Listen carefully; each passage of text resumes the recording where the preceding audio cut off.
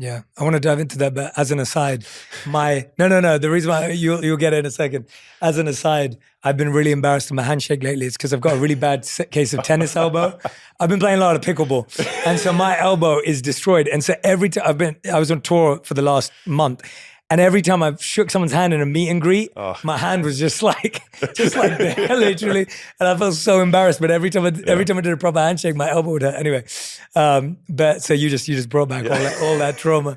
I really appreciate that mindset because it's what you said earlier, that it actually sets you up for long-term success, even when things are not going your way, when the results may not go your way, when you're having to do the things you hate. Like, it's only when that's your North Star that you can do all of that. Yeah. Whereas if your North Star is just a number or just an exit or whatever it may be, it's really, really hard when you feel like that exit is just further and further away and that number's further and further away.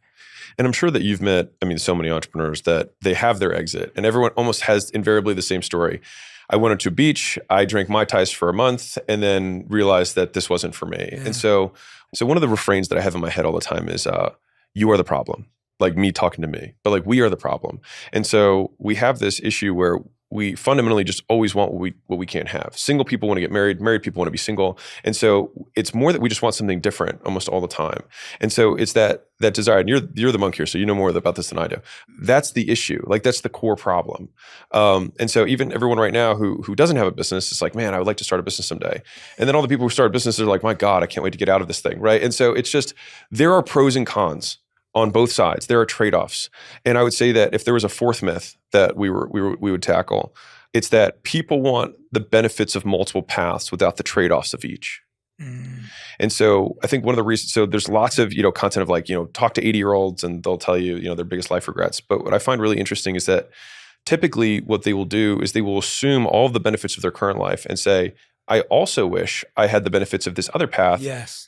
Without the costs of that other path that are unknown. And also they forget to subtract all the benefits of their existing path. And so I like to play it out. It's like, okay, well, if I were to do this other path and make that trade, would I be better off? And most times it ends up just being like, I'd probably be about as happy as I am now. Right? Like, it's like, oh man, the one that got away, it's like, you'd probably be about just as happy as you are now. As soon as you play it out a couple of years, it's like, you'd probably be about the same. And so that's actually dramatically reduced my kind of regret analysis from a living perspective. But I think the trade-off part is so important because especially when you're starting out or even when you're more advanced in business, there's what I call the fallacy of the perfect pick, which is that we overanalyze things because we think that we have to get it just right.